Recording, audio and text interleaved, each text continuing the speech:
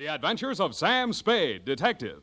Brought to you by Wild Root Cream Oil Hair Tonic, the non-alcoholic hair tonic that contains lanolin. Wild Root Cream Oil. Again and again, the choice of men who put good grooming first.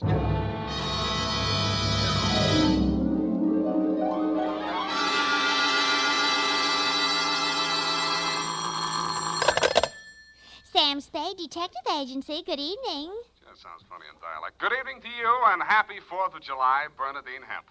Oh, Mr. Spade. What was the capper? Don't you mean caper? No, the capper. The high point of the caper. The climax, the crescendo, the pinafore. Well, that's better. For a minute, I was afraid you were learning English. Oh, no. I'm studying Spanish. Soy infeliz que inicia... Yeah. Mucho interesting. Gracias. Shall I go home now? No, mal suerte. There's a little matter of murder in 2 languages, neither of which is Spanish, so stay where you are. I'll be right down to dictate my report on the Rushlight diamond caper.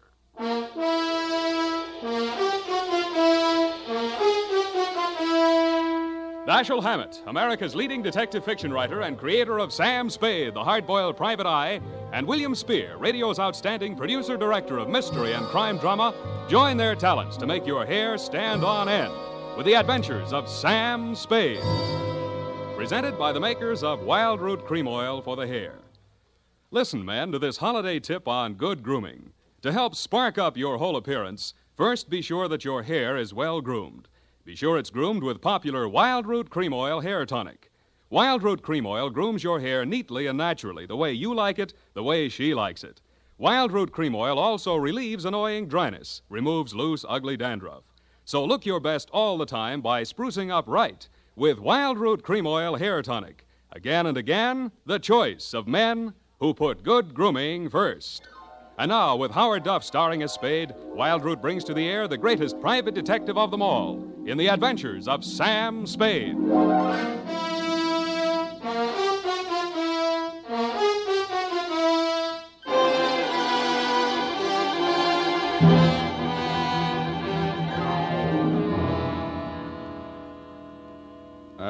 Date, July 4, 1948, to Mrs. May Rushlight, 21A, Granite Court, from Samuel Spade, license number 137596. Subject, the Rushlight Diamond. Dear Mrs. Rushlight, it was the kind of nice, relaxing assignment that comes my way just often enough to remind me that gumshoeing can be respectable. There was an air of quiet elegance about 21A, Granite Court, and about the butler who answered the door. He took in my rented gray topper and doeskin gloves, nodded approvingly at my wing collar, watered silk ascot, pearl gray waistcoat, morning coat, pinstripe trousers, and my spats with the mother-of-pearl buttons, and asked me if I were a florist. I set him to rights, and he led me up a flight of stairs to the early A.M. annex of your morning room. Mr. Samuel Spade. You're just on time, Mr. Spade. Mrs. Rushlight will be pleased. I'm Nancy Ward, Mrs. Rushlight's social secretary, and if you don't think that's tough to say, try it. Mrs. Rushlight's socials? What's tough about that? You'll do. Definitely you'll do. Shall we dance? I will dance at her wedding. But don't get me wrong, I'm not secretly in love with Ralph Rushlight, and the bride is lovely. Just hate to see all that money going down the drain. Is there anything else you think I should know?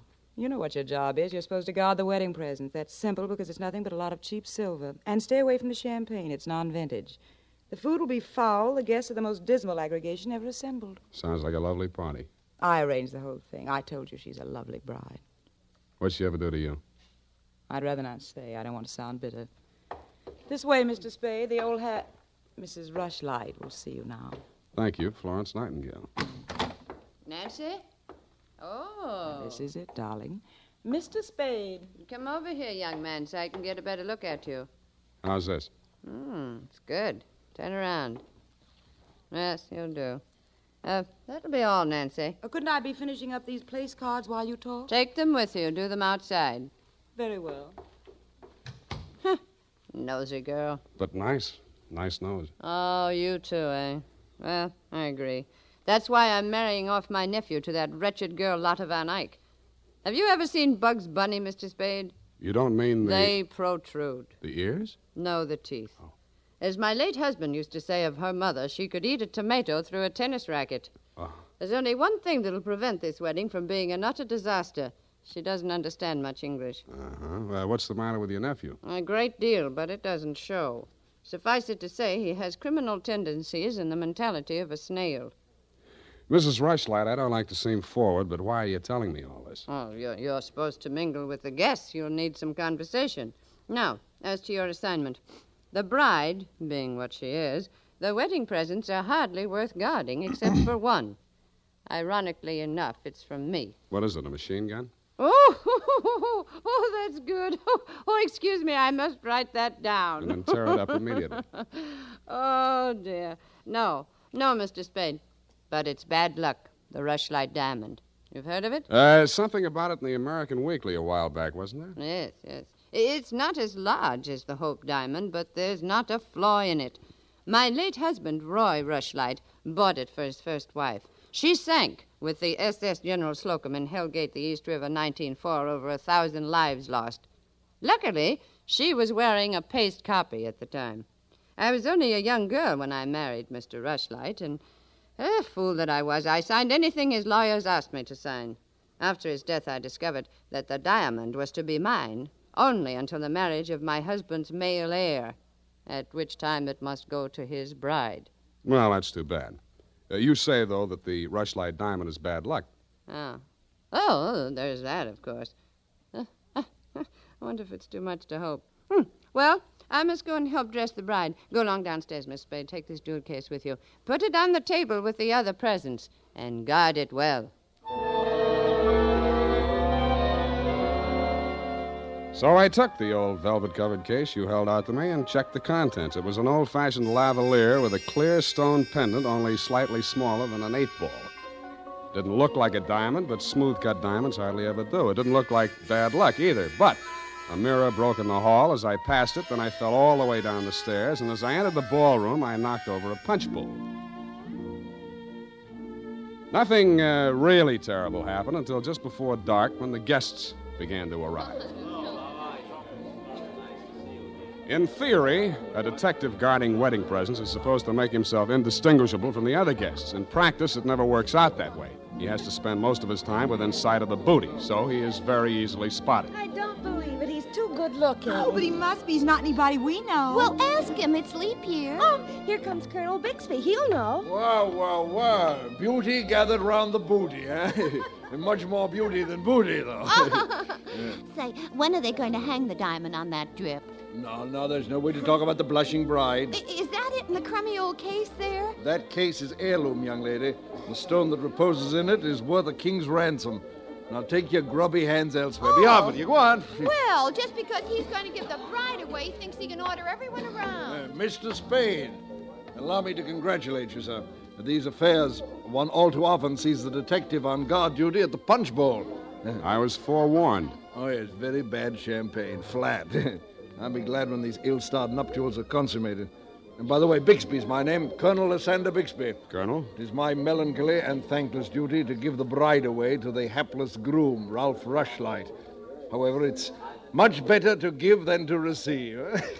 You tell that to May Rushlight, eh? Quite a trinket. Mustn't touch. Grubby hands, remember? Oh, sense of humor as well as sense of duty, eh? Candidly, if I knew a place to fence it, I'd be the... Colonel Bixby. Oh, Miss Ward. How lovely you look. Poor Ralph. Mrs. Rushlight asked me to warn you to get ready. The bride will be down any moment. Good grief. Well, I suppose I must steel myself. Where did I leave my glass? Keep your eye on that old goat, Mr. Spade. I don't trust him. Who is he? He's the only one here who knows why this wedding's happening. He's the bride's foster father. You mean he's got something on the family? You'll never know how much until you kiss the bride. Look, Nancy, it's none of my business, but I... Oh, starting. I'll have to go in now. Now, wait. What? How does it go? Speak now or forever hold your peace? No, I can't do that. Thank you for understanding.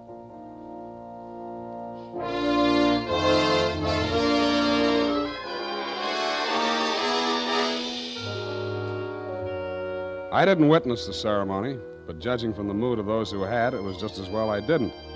They shuffled back into the ballroom looking as if they'd witnessed an execution, and nobody seemed to be in a hurry to join the receiving line. After a few half-hearted handshakes, the groom left the bride standing alone, looking kind of bewildered, and came over to take inventory of the presents. Look at that junk. I'm Ralph Rushlight. Who are you? Spade. I was hired to guard this junk, as you call it. Sorry I'm wasting my time. The Rushlight dime. It's bad luck. Look at what it did to me. Look at her. Did you ever see anything? Keep it to yourself. Why should I? Because I'm liable to slap you clear across this room. Haven't I been punished enough? Go on, scram. Keep your hooks off that necklace. That's mine. I heard it's your wife's. Come along, Well, you my heard dear. wrong. Come along over here. Oh, Mr. Spade, you haven't met the bride yet, have you? No. Thank you. I wish you a lot of luck, Mrs. Rushlight. You're going to need it. Thank you.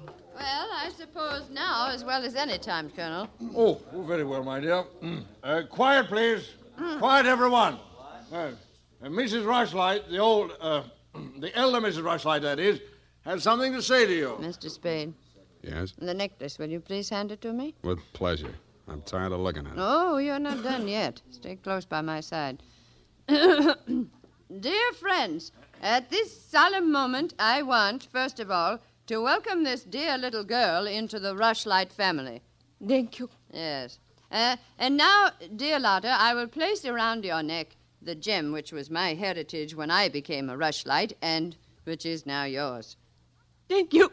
Oh, what's wrong? Lotta, come back here. I'll Lotta! go out to the carport and head her off. You leave her alone. I'll take care of her. Whose wife is she, anyhow? Lotta, come back here. Lotta, bring it back!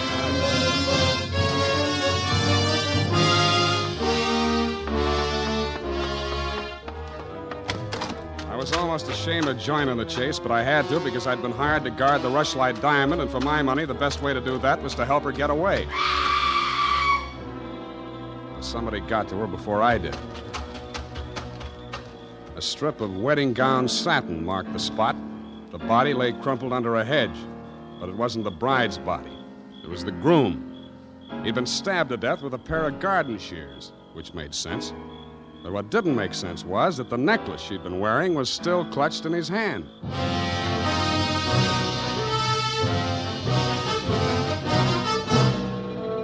The makers of Wild Root Cream Oil are presenting the weekly Sunday adventure of Dashiell Hammett's famous private detective, Sam Spade.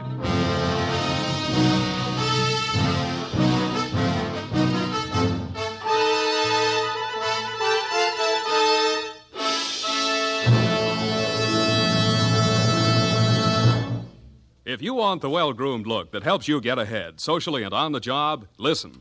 Recently, thousands of people from coast to coast who bought Wild Root Cream Oil for the first time were asked, how does Wild Root Cream Oil compare with the hair tonic you previously used?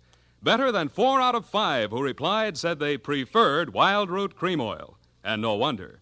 Wild Root Cream Oil grooms the hair neatly and naturally, relieves annoying dryness, and removes loose dandruff. What's more, non-alcoholic Wild Root Cream Oil is the only leading hair tonic that contains soothing lanolin. So ask for Wild Root Cream Oil Hair Tonic. Again and again, the choice of men who put good grooming first. By the way, smart girls use Wild Root Cream Oil too, and mothers say it's grand for training children's hair.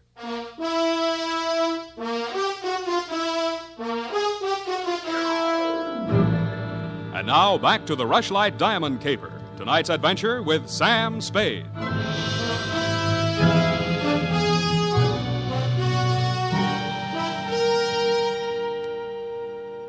Number 21A Granite Court was teeming with motives and suspects.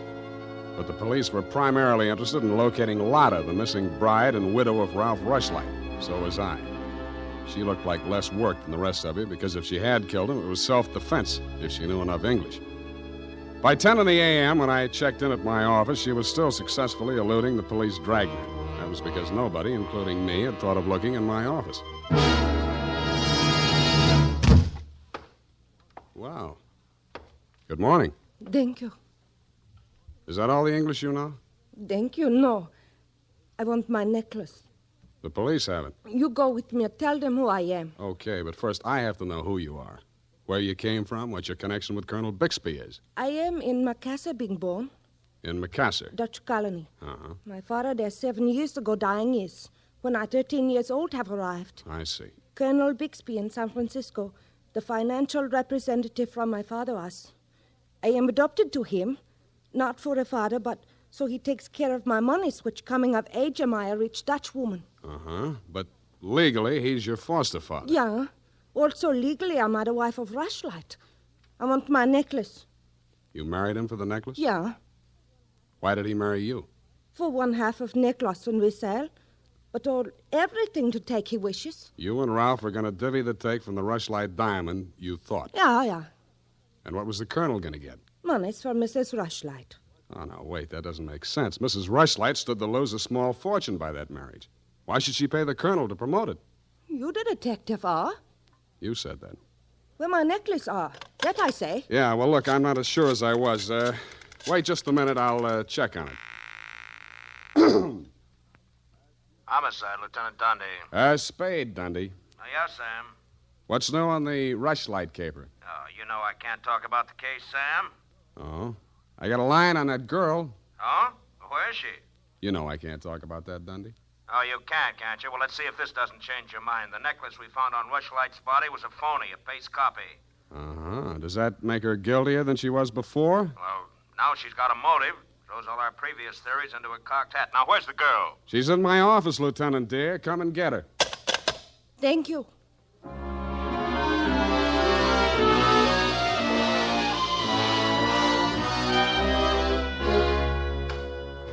Oh, cowhand.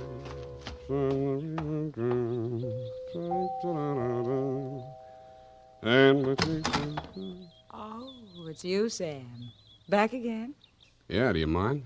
Well, that depends on who you came to see. You, sweetheart. Oh. But first, I'd like to talk to Mrs. Rushlight. Well, she can't see anyone. She's in a state of nervous collapse over Ralph's death. Oh, that's too bad. You seem to be holding up pretty well. Well, I'm relieved. He's better off dead than married to that. Yeah. Rushlight diamond's still unlucky, you know. What do you mean by that? I was just trying it on for size. Uh-huh. Does it fit? Yeah, but you and Mrs. Rushlight are about the same size. Her nerves getting any better? You're the doctor. If you want to see her, go ahead. She's up there. Thank you.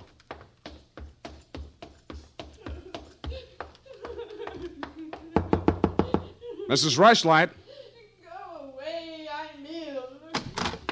I'm sorry to break in on you like this, but I haven't got much time. How dare you? Nancy! Where's that girl? Mr. Spade, please leave me alone with my grief. Funny thing, yesterday Nancy was carrying a torch for Ralph and you were holding the torch to him. Today it's different. Oh, good heavens, you don't think I'm grief-stricken over Ralph. Good, that's one less mystery. Mr. Spade, what do you want? Your nephew's killer. Oh, does it matter? It does to me. Somebody getting knocked off right under my nose is bad for private detectives everywhere. Oh. For a moment, I thought that...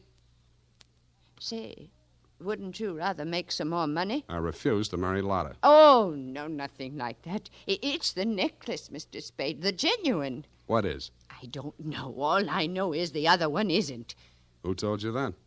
Well, the police know. It's in the papers, isn't it? Not yet. Well, how else would I learn? The murderer's the only one who could have told you, unless you're the murderer. I see. Very well, Mr. Spade. I'll tell you what I know. I'm not as wealthy as you might think. In fact, I have for 4 years lived from pillar to post, from hand to mouth, ragtag and bobtail, struggling to make ends meet. Yeah, what you mean is you're eking out a meager existence, keeping your head above water, one jump ahead of the sheriff, stalked by the grim specter of poverty. Is that right? Oh, how well you put it. In fact, Mr. Spade, I'm something of a crook. I've borrowed large sums of money from Colonel Bixby, putting up as collateral something that was not mine to forfeit. Don't tell me. Let me guess. It was the Rushlight diamond? Well, you seem to know everything. All but one thing. Why did you think you could palm off a paste copy on an operator like Bixby? He sent you here. I won't tell you another single thing. Well, then I'll tell you a few things. The only way the Rushlight diamond could be transferred legally into the hands of Colonel Bixby was by tricking Ralph into marriage with Lotta, since Ralph's wife automatically became the legal owner. With Ralph dead, Bixby would be in line to inherit the diamond from her. Inherit? California state law. Foster parent may inherit from a foster child in absence of any direct heir. Well, why, then he planned. He'd kill her, too. Mr. Spade, we must stop him. She's safe for the time being. I had her thrown into the pokey. They can hold her 48 hours for questioning, but they can hold you longer. They can even hold you as an accessory before the fact. Why, I didn't know he was going to kill anyone. Lotta was just going to hand over $1 million diamond to Bixby out of the kindness of her heart? Oh, no. Lotta wanted to become an American citizen. Marriage is the quickest way. For her, Ralph was the only way. Okay, I'll buy that. Now, tell me honestly, Mrs. Rushlight, what happened to the genuine stone? I honestly didn't know. I wasn't sure. But now there can be only one answer. Nancy with the laughing face? She went with me when I went to the bank vault to get the Rushlight diamond to present to Lotta after the ceremony. Uh-huh. She looked after all my jewels, including the paste copy that I habitually wore. Homicide, Lieutenant Dundee. Spade again, Dundee. I think I got the Rushlight caper all wrapped up. I'm heading for your office now, so wait for me. And whatever you do, don't let that Lotta dame out of your sight. Thank you. Goodbye. Wait a minute, Sam. Wait a minute. Yeah? The Lotta dame, she's already gone. Escaped? Bailed out. Custody of her foster father. Wait a minute. I got the name here, son. Bixby. He's a colonel, and no wonder you're only a lieutenant. Mr. Spade, can't you stay for tea? Not thirsty. Nancy? Nancy, where are you? Oh, here I am, Sam. I was waiting for you. You got the keys to that car out in front? Why, yes. Do you want to borrow it? Yes, with you in it. Why, Sam, wait till I put my face on. Let it go. It's as good as lost anyway.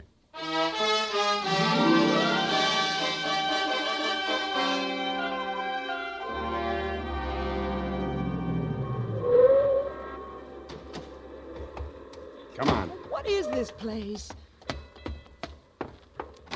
Where are you taking me? Never mind. Just hang on. I'll fly you up to the second floor. Sam, that was a shot that sounded like Lotta. You stay here. Don't come in until I call you. Spade, what are you Get doing? back in there. Oh, sir. Drop it. No. Drop it or I'll crack your elbow. That's better. Now sit down. I want to look this over. Looks real cute. Uh-huh. Powder burns, gun beside the chair, and what's this? Well, a note in Dutch. It's a suicide note. She killed herself. I could almost believe that. You've handled this very well, considering the bad breaks you've had. Only one thing wrong.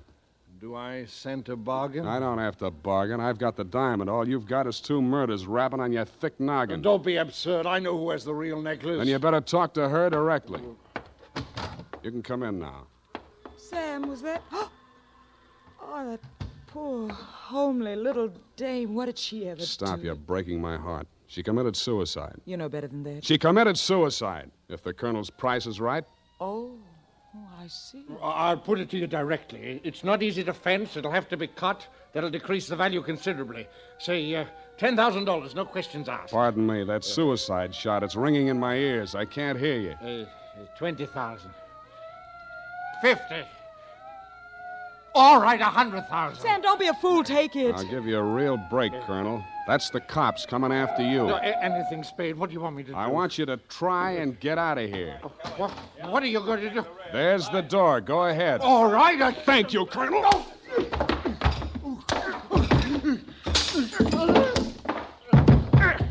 right, men, remember, he's desperate. Bixby, we're giving you a chance. Come down or we're coming up after you. Come on. Come on, get up, Colonel. Here he comes. Kevin, it may be a trick. Watch it, Dundee. Here he comes.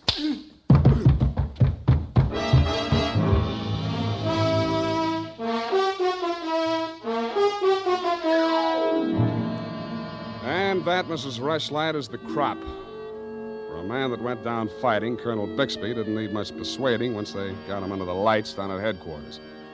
He confessed to everything, and the murders weren't the worst of it, the way I figure. The worst of it was the cruel way he victimized the poor little ugly duckling, Lotta Van Eyck. It's tough enough to be whipped before you start. Period. End of report. My goodness, that was muy triste. I mean, I'm beginning to see why Effie gets so repressed sometimes. Effie, depressed? That little doll told you that? Only only between she and I and the lamppost. She's so sensitive, you know. Not like I, of course. I invariably cry at weddings. You don't say, Bernadine. You attend weddings often? With high frequency, Mr. Spade. You mean frequently? No. The last time it was FM. You know, frequency moderation. Oh, yes. Moderation in all things, I always say. You mean you attend radio weddings? Oh, yeah. I've been married 6 times. My next date is television. You've been married 6 times? Well, to each his own, Mr. Spade. You mean 6 men have... Oh, no. No, I only marry my husband. Repetition is the spice of variety, I always say. Is that legal? If it's not after 6 weddings, what isn't? To each his own, as you say. Well, we don't presume to make a career out of it. As soon as we get the mangler and the deep freeze, we're going on our honeymoon. Well, congratulations, and type this up when you have the time. Mrs. Bernadine Hemp.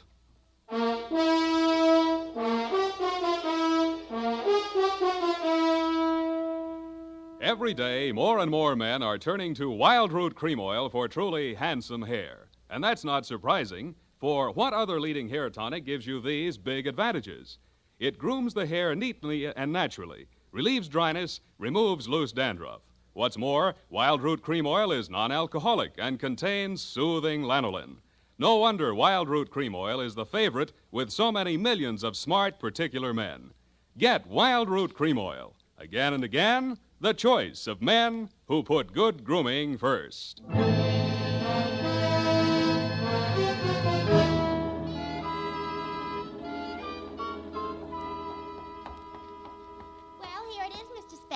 I'm sorry it took so long, but I kept relapsing into Spanish. Yes, I know how it And is. Effie's typewriter doesn't have any upside-down question marks. Upside down. Take a memo. Call typewriter man. I already have. Oh, I almost forgot. You received a telegrammic commutation. A telegrammic what? A wire. Oh, a wire. Well, open it and read it. In English, por favor. It says, Dear Sam. Figures. In the haste of my departure, I neglected to warn you about Well, when I do that one another favor, she'll have silver threads. Who? That ball of fire whom I'm taking the place of in order to be double-crossed of by. Effie? Is she still in far-off Kanab? And good rubbish, if you'll pardon the expression. Now, Bernadine, let me see that. I neglected to warn you about Bernadine. I'm sending details, airmail special, but in the meantime, whatever you do, don't go to any radio broadcasts with her, and if she comes to work in a wedding gown, take the day off. Love, Effie. And I had 2 tickets for honeymoon payoff, and now she went and spoiled everything. Ah, now there, Bernadine, you just have to marry your husband again, that's all. I wouldn't have had the time anyway. I know. It's just the principle. Good night, Mr. Spade. Good night. Buenas noches. Hasta la vista. Effie, why did you ever leave me?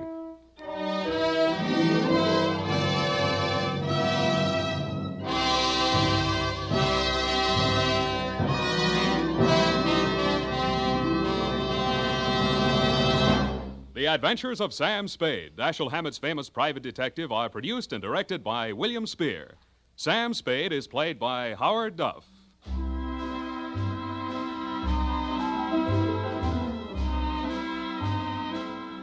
The Adventures of Sam Spade are written for radio by Bob Tallman and Gil Dowd, with musical direction by Lud Gluskin.